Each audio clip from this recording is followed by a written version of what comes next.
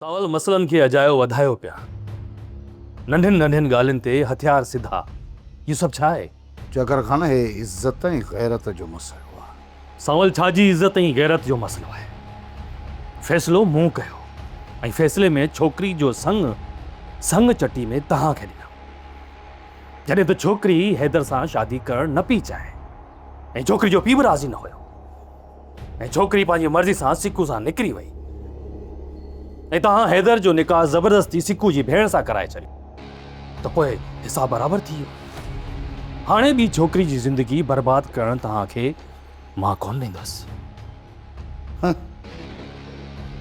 चकर खान मूंखे हिकिड़ी ॻाल्हि सम्झ में नथी अचे त हिकु गुड़ खाइण वारो माण्हू ॿिए खे थो चवे त गुड़ खाइण सां सिहत ख़राबु थींदी आहे। हा, ईअं ई आहे न? तव्हां मुंहिंजी भेण जी ज़िंदगी त ख़राबु करे चुका आहियो, हाणे हिकु ॿी छोकिरी जी ज़िंदगी तबाह करण जे पोयां अची पिया हो। इहा त हक़ीक़त आहे न, ऐं तव्हांखे को बि ख़्यालु न आहे।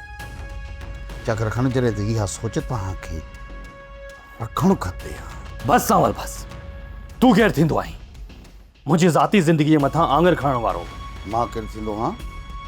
चकर खान शायदि तव्हां भुलिजी रहिया हो त मां उहो बदनसीब भेण जो भाउ आहियां जेको तो जहिड़े अयार जी मिठड़ियुनि ॻाल्हियुनि में अची करे पंहिंजी भेण जी ज़िंदगी बर्बाद करे हिकु अयाश। सावल, ज़ुबान खे लगाम दे।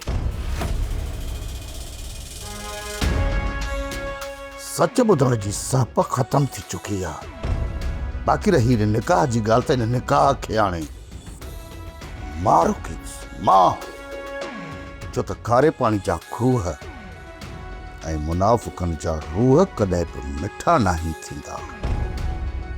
यादि रखजांइ चकर खान, मुंहिंजा लफ़्ज़ यादि रखजांइ।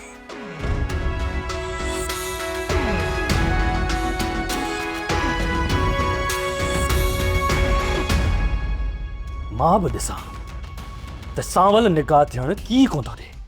सोडनि सां वरी खून रेज़ी थींदी, वॾो नुक़सानु थींदो। अॻियां बि सावल खान आहे, हू मरंदो मरी वेंदो पर पोइते कॾहिं बि न उथंदो। असीं पाण में विढ़ी तबाह ऐं बर्बाद थी वेंदासीं।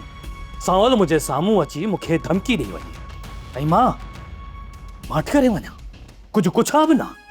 न सोट, मां ईअं नथो चाहियां तव्हां निकाह न करायो। निकाह तव्हां भले करायो पर सभिनीनि खे हिते घुराए वठो, छो त सावल खान असांजी औताक मथां हमले करण जो सोचे बि नथो सघे। त पोइ ठीकु आहे, हींअर जो हींअर वञी हिते सभिनी खे वठी अच। ख़बर त पवे त आख़िर ॾोह आहे कंहिंजो। किथे ईअं न थिए जो मां सावल ते हथियार सिधा करे बीह रहां। तूं जल्द खां जल्द वञी इन रूंडी ऐं हाशम वारे छोरनि खे हथु करे वठी आ। ठीकु आहे दोजा, मां हींअर ई हथ खे वठी थो अचां।